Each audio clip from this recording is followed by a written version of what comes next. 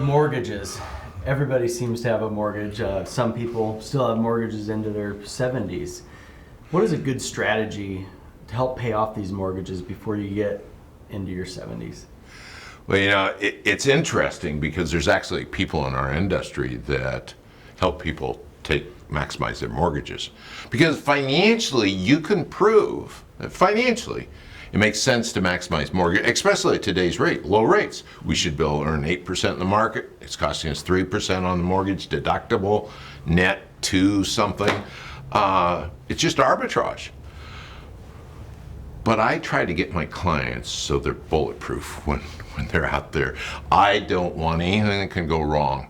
And if you have debt on your house and the market really, if the world really goes to where those hoarders and the guys that want the guns and, if it really goes where they're worried about going, debt on your house is, people can take your house away. If your house is paid off, nobody can really touch you. You can live cheaper. So I like people to be debt free. I'd like people to pay $100 extra a month, just $100 extra, something.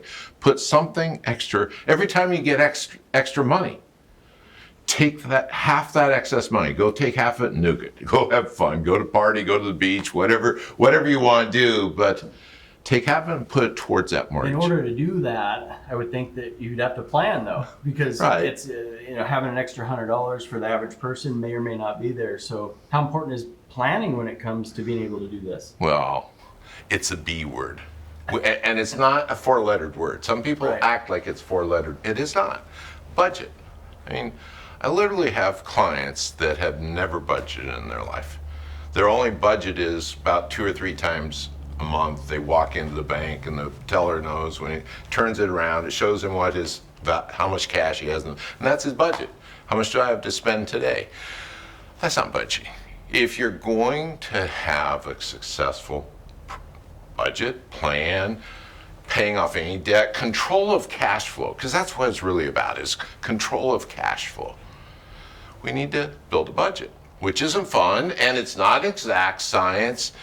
And if you build a budget, if you don't build margin into it, it'll never work. So you gotta have a budget, you gotta have margin, and then you have to be intentional about what you're gonna do with excess dollars.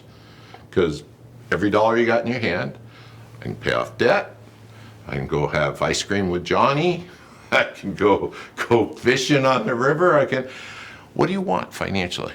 And so the reason you need a plan is so you have a goal, a place to go. The reason you need a budget is so you can control that cash flow. And then you need to be intentional about doing smart things to be financially strong. Because the day we retire, why should we worry about money? Don't we want to have fun with grandkids? Don't we want to maximize fishing? Don't we want all those things we can do? Yeah. And the way we're going to get there, we need to have a budget. We need to have a process. We need to have margin in our budget. It's all part of a plan. Because the day we retire, we want to do it well.